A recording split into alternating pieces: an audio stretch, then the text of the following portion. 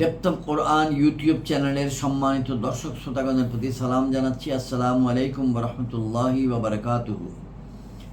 Depth of Quran YouTube চ্যানেলে বাংলা ভাষ্যে এবং ইংরেজি ভাষ্যে আমরা পবিত্র কোরআনের তেলাওয়াতের পর অর্থ উপস্থাপন করি। উদ্দেশ্য একমাত্র মহান আল্লাহ রব্বুল আলামিনের সন্তুষ্টি অর্জন করা, আল্লাহর দয়া কামনা করা। এই ধারাবাহিকতায় আমরা ডেপথ অফ কোরআনের বাংলা ভাষ্যে আজকে 105 নম্বর পর্ব উপস্থাপন করব ইনশাল্লাহ।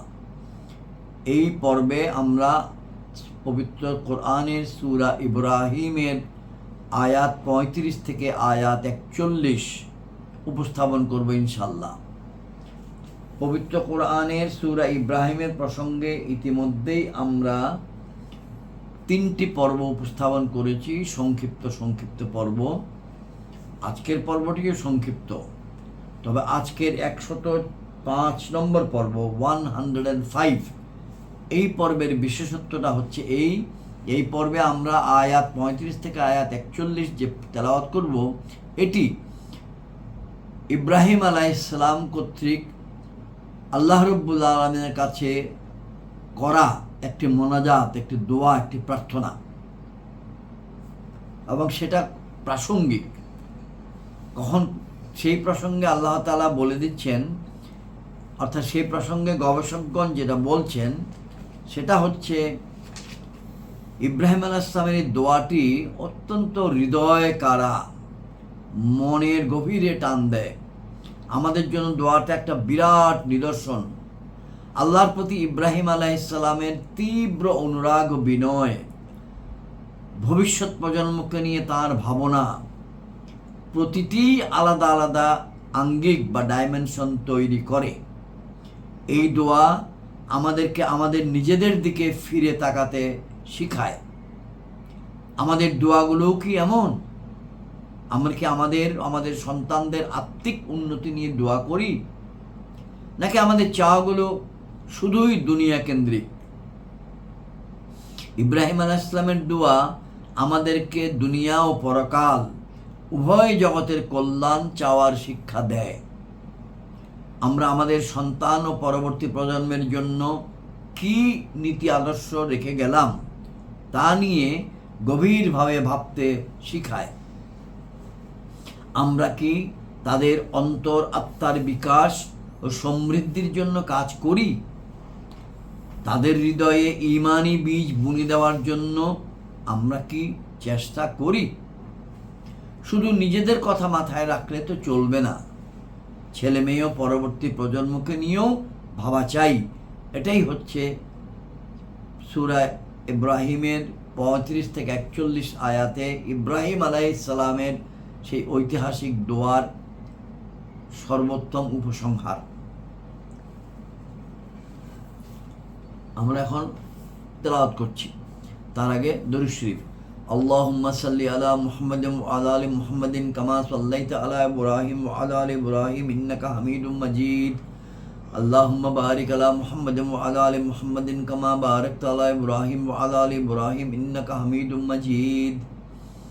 আল্লাহুম্মা সাল্লি আলা সাইয়্যিদিনা মুহাম্মাদিন ওয়াসিলাতি ইলাইকা ওয়া আলিহি ওয়া সাল্লিম। আল্লাহুম্মা সাল্লি আলা সাইয়্যিদিনা মুহাম্মাদিন ওয়াসিলাতি ইলাইকা ওয়া আলিহি ওয়া সাল্লিম।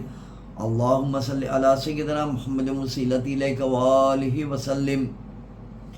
সাল্লাল্লাহু আলাইহি ওয়া সাল্লাম, সাল্লাল্লাহু আলাইহি ওয়া সাল্লাম, সাল্লাল্লাহু আলাইহি ওয়া সাল্লাম। যেখান থেকে তেলাওয়াত করছি এবং অর্থ উপস্থাপন করছি সেই কিতাবটি হলো আলা হযরত ইমাম মুহাম্মদ আহমদ রেজা খান বেরলভী রহমতুল্লাহি আলাইহি কর্তৃক কৃত পবিত্র কোরআনের তর্জমা বা অনুবাদ, যার নাম কানজুল ঈমান, ও পবিত্র কোরআনের তফসির যেটি করেছেন হাকিমুল উম্মত আল্লামা মুফতি আহমদ ইয়ার খান নঈমী রহমতুল্লাহি আলাইহি, যেই তফসির গ্রন্থের নাম নুরুল ইরফান। এই দুটির সমন্বয়কৃত বাংলা অনুবাদ করেছেন মাওলানা মোহাম্মদ আব্দুল মান্নান, চট্টগ্রাম নিবাসী।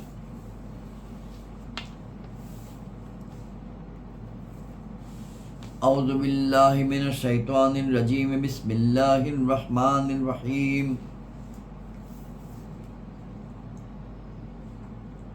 وإذ قال إبراهيم رب اجعل هذا البلد آمنا واجنبني وبني أن نعبد الأصنام وإذ قال إبراهيم رب اجعل هذا البلد آمنا واجنبني وبني أن نعبد الأصنام ربي إنهن أضللن كثيرا من الناس فمن تبعني فإنه مني ومن عصاني فإنك غفور رحيم ربنا إني أسكنت من ذريتي بواد غير ذي زرع عند بيتك المحرم ربنا ليقيموا الصلاة فاجعل أفئدة من الناس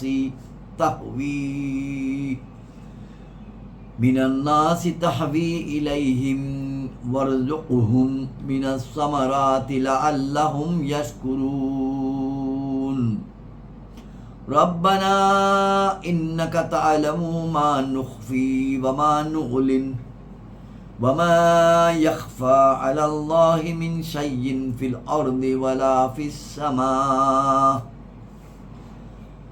الحمد لله الذي وهب لي على الكبار إسماعيل وإسحاق إن ربي لسميع الدعاء رب اجعلني مقيم الصلاة ومن ذرياتي ربنا وتقبل دعاء ربنا اغفر لي ولوالدي وللمؤمنين يوم يقوم الحساب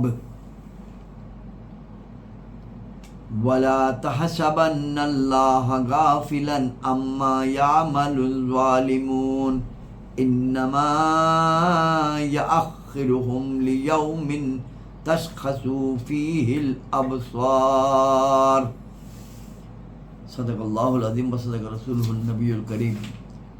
আমরা এখন আয়াত 35 থেকে অর্থ উপস্থাপন করছি ইব্রাহিম আলাইহিস সালামের ঐতিহাসিক দোয়া, যার প্রসঙ্গে আমরা শুরুতে বলেছি। এবং স্মরণ করুন যখন ইব্রাহিম আরজ করল, হে আমার প্রতিপালক, এই শহরকে নিরাপদ করে দাও এবং আমাকে ও আমার পুত্রদেরকে প্রতিমাগুলোর পূজা থেকে দূরে রাখো। হে আমার রব, নিশ্চয়ই প্রতিমাগুলো বহু লোককে পথভ্রষ্ট করেছে, সুতরাং যে আমার সঙ্গ অবলম্বন করেছে সে তো আমার, এবং যে আমার কথা অমান্য করেছে তবে নিশ্চয়ই তুমি ক্ষমাশীল দয়ালু। ফাইন্নাকা গাফুরুর রহিম।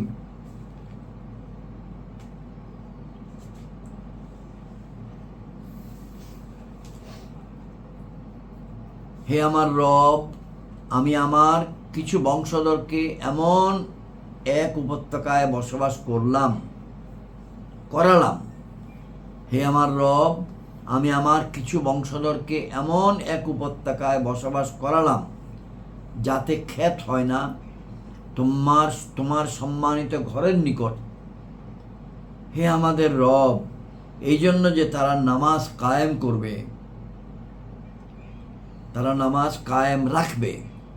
অতঃপর তুমি কিছু লোকের হৃদয়কে তাদের দিকে অনুরাগী করে দাও এবং তাদেরকে কিছু ফলমূল খেতে দাও, হয়তো তারা কৃতজ্ঞতা প্রকাশ করবে। এই আয়াত প্রসঙ্গের টিকাটি না বললেই নয়। হযরত হাজেরা এবং হযরত ইসমাইল এবং তাদের সন্তানগণ প্রসঙ্গে বলা হচ্ছে, আমি আমার কিছু বংশধরকে এমন এক উপত্যকায় বসবাস করালাম। কেননা হযরত ইসমাইল আলাইহিস সালামকে সেখানে অবস্থান করানো বাস্তবিক পক্ষে তার সন্তানদের অবস্থান করানোর নামান্তর। হযরত ইসমাইল আলাইহিস সালাম আরবের মূল পুরুষ, কারণ আরববাসীগণ তাঁর বংশধর। যখন হযরত ইব্রাহিম আলাইহিস সালাম হযরত ইসমাইল ও হযরত হাজরাকে মক্কা মুআজ্জামায় রেখে গিয়েছিলেন, তখন সেখানে কোনো মানুষের বসবাস ছিল না, পানি ও শস্যবিহীন মরুভূমি ছিল। তার দোয়ার ফলে সেখানে এই জাঁকজমক হলো। এর বিস্তারিত বিবরণ বিভিন্ন তফসির গ্রন্থে আছে। যদিও তখন পর্যন্ত ইব্রাহিম আলাইহিস সালাম খানায়ে কাবা নির্মাণ করেননি, তবুও কিন্তু হযরত নূহ আলাইহিস সালামের নির্মাণের চিহ্নগুলি অবশিষ্ট ছিল, আর ওই স্থানটা নির্ধারিত ছিল। এই কারণে এরশাদ করে এই কথাগুলো এরশাদ হয়েছে এই আয়াতে। মুহাররম মানে সম্মান ও মর্যাদাবান, অথবা অর্থ এই যে সেখানে বাইরের লোকদের জন্য ইহরাম ব্যতীত প্রবেশ করা হারাম, অথবা সেখানে শিকার করা হারাম, অথবা সেখানে দাজ্জালের জন্য প্রবেশ করা হারাম, অথবা ওই স্থানটা হযরত নূহ আলাইহিস সালামের তুফান থেকে মুক্ত ছিল। অর্থাৎ এখানে এই আয়াতের মাঝখানে যাচ্ছে, হে আমাদের রব, এখানে যে আমরা বলছি যে তোমার সম্মানিত ঘরের নিকট আমরা তাদেরকে রেখে এসেছিলাম এবং সেটা পবিত্র ছিল, মুহররম ছিল। এন্দা বাইতিকাল মুহররম, তোমার ঘরটি মুহররম ছিল, অর্থাৎ সম্মানদারক ঘর ছিল, মর্যাদাবান ঘর ছিল, এবং সেখানে বাইরের লোকদের জন্য ইহরাম ব্যতীত প্রবেশ করা হারাম ছিল, শিকার করা হারাম ছিল ইত্যাদি। আমরা আয়াত 38-এ আসি। হে আমাদের রব, তুমি জানো যা আমরা গোপন করি এবং যা প্রকাশ করি, এবং আল্লাহর নিকট কিছুই গোপন নেই জমিনে এবং না আসমানে। সমস্ত প্রশংসা আল্লাহরই, যিনি আমাকে আমার বার্ধক্যে ইসমাইল ও ইসহাককে দান করেছেন। নিশ্চয়ই আমার রব প্রার্থনা শ্রবণকারী।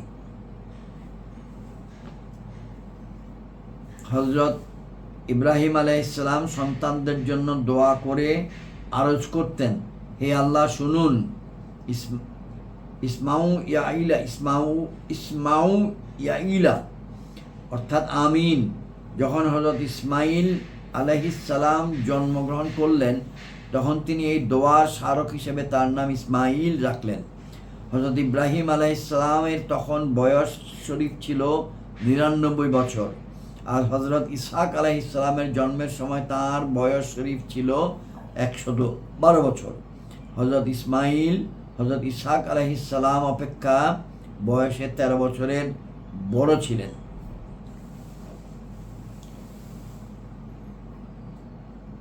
আয়াত 39, হে আমার রব, আমাকে নামাজ কায়েমকারী রাখো এবং আমার কিছু বংশধরকেও।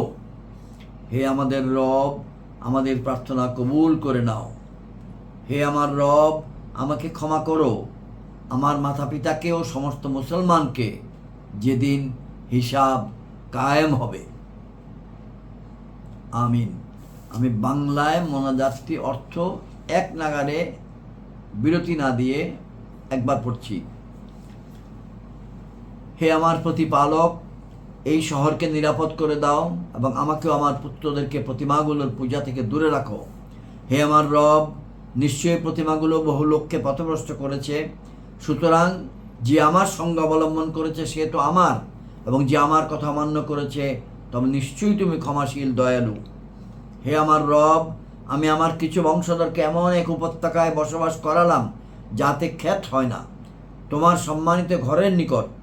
হে আমাদের রব, এই জন্য যে তারা নামাজ কায়েম রাখবে, অথবা তুমি কিছু লোকের হৃদয়কে তাদের দিকে অনুরাগী করে দাও এবং তাদেরকে কিছু ফলমূল খেতে দাও, হয়তো তারা কৃতজ্ঞতা প্রকাশ করবে। হে আমাদের রব, তুমি জানো যা আমরা গোপন করি এবং যা প্রকাশ করি, এবং আল্লাহর নিকট কিছুই গোপন নেই জমিনে এবং না আসমানে।